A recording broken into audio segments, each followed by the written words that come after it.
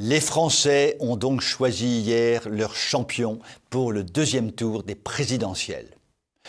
Tout a été dit sur le sujet, je n'y reviendrai donc pas. En revanche, je voudrais faire un petit point sur le vote dit Cato.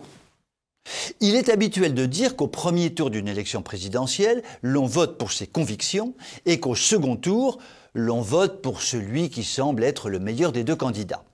Ainsi, il est tout à fait possible de connaître les convictions réelles de groupes d'électeurs déterminés grâce au premier tour. Intéressons-nous ce soir à ce groupe des électeurs cathos. A priori, le monde catholique a dû voter hier, sans le moindre état d'âme, pour le ou les candidats qui le défendent le mieux.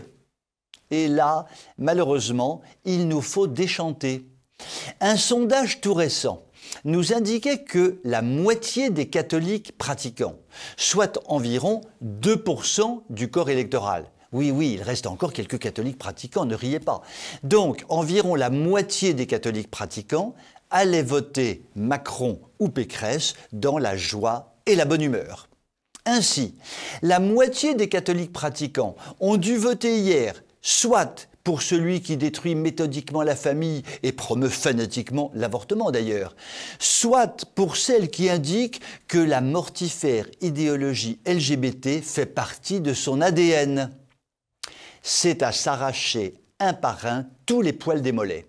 Soyons clairs, la moitié de ces catholiques pratiquants suit en fait les consignes données par la hiérarchie catholique, nationale ou vaticane. Bigre de bougre de bigre de bougre, mais cette situation est aussi invraisemblable qu'un sondage indiquant que les électeurs communistes, pour la moitié d'entre eux, assistent tous les matins à la messe en latin. Je compléterai ce sondage par 3 données complémentaires qui glacent le sang. Un jeune homme de 16 ans, élève de première d'un établissement catholique de grande réputation, me disait il y a quelques jours que seuls 3 élèves de sa classe suivaient Zemmour ou Le Pen, l'immense majorité suivant aveuglément Macron et une minorité s'affichant soutien de Pécresse.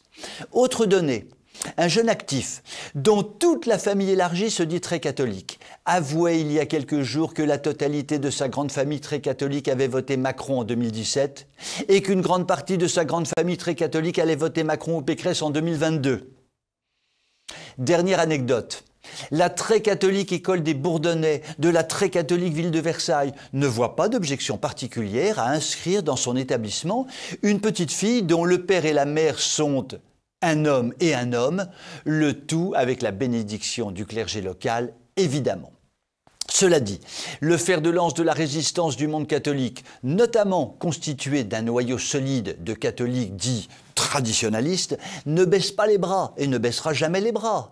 Un seul exemple, une vidéo qui a été très regardée montrait un prêtre qui, pendant son sermon, n'a pas hésité à employer un certain nombre de fois le mot « reconquête » en ponctuant de nombreuses phrases d'un « ben voyons » très significatif.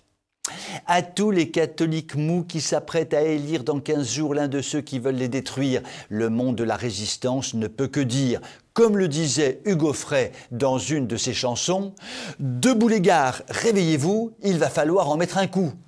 Espérons que ces cathos mous en mettront un grand coup dans 2 semaines en chassant Macronor, Terminator, Dictator, une bonne fois pour toutes. Je vous souhaite une excellente soirée.